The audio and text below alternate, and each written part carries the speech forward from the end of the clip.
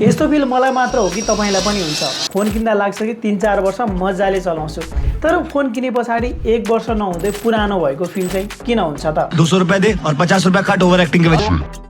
तपाईको फोन खराब भएको होइन, तपाईलाई खराब फिल गराइएको हो। आज 5 वटा पोइन्टमा यो पुरा गेम हामी बुझौँ है त। फर्स्ट पोइन्ट, एआई फिचर अथवा कुनै चाहिँ नयाँ एक्सक्लुसिभ फिचरहरू चाहिँ प्रायः सबै लेटेस्ट मोडलमा मात्र दिन्छ। जस्तो स्यामसङको कुरा गर्ने हो भने चाहिँ उनीहरूले नयाँ एआई फिचरहरू चाहिँ नयाँ फोनमा मात्र दिइरहेका हुन्छन्, अथवा अरू ब्रान्डहरूले पनि एक्सक्लुसिभ फिचरहरू चाहिँ नयाँ फोनमा मात्र दिन्छन्। पुरानोमा अपडेट आयो भने पनि केही लिमिटेसन लगाइन्छ। यस्तो होइन कि हार्डवेयर टेक्निकली क्यापेबल छैन, हार्डवेयर क्यापेबल छ तर सफ्टवेयर लेभलमा चाहिँ रेस्ट्रिक्ट गरिन्छ।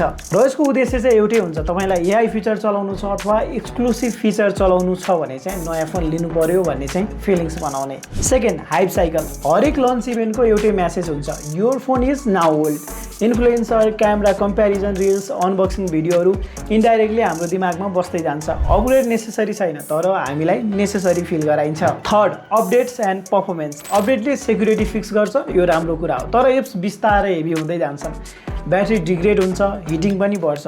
फोन स्टिल वर्क्स तर स्लो फिल हुन थाल्छ। भनेको मतलब फिल र रियालिटी दुईटा फरक कुरा हुन्। Fourth, repair trap. मलाई चाहिँ यो सबैभन्दा ठुलो रिजन लाग्छ है। डिस्प्ले फुट्यो भने तपाईँले यदि फ्ल्यागसिप फोन चलाउनुहुन्छ भने 35-40 हजार मजाले लिन्छ।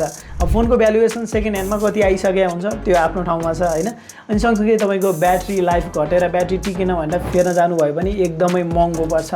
र यदि तपाईँले फेर्नु भयो, थर्ड पार्टीबाट लिनुभयो भने पनि तपाईँको सिस्टमले चाहिँ चिन्दैन, स्पेसल्ली आइफोनको कुरा गर्दैछु। र यो सबैले गर्दा हामीलाई लाग्छ कि रिपेयर गर्नुभन्दा त नयाँ लिनु नै सस्तो पर्छ अथवा नयाँ लिनु नै ठिक हो, र यो पनि एउटा ट्र्याप हो। Fifth, social pressure. अहिलेको अवस्थामा जुन चाहिँ एकदमै धेरै रिलेभेन्ट छ, तपाईँको साथीसँग यदि आइफोन छ भने तपाईँलाई पनि आइफोन किन्न मन लाग्छ।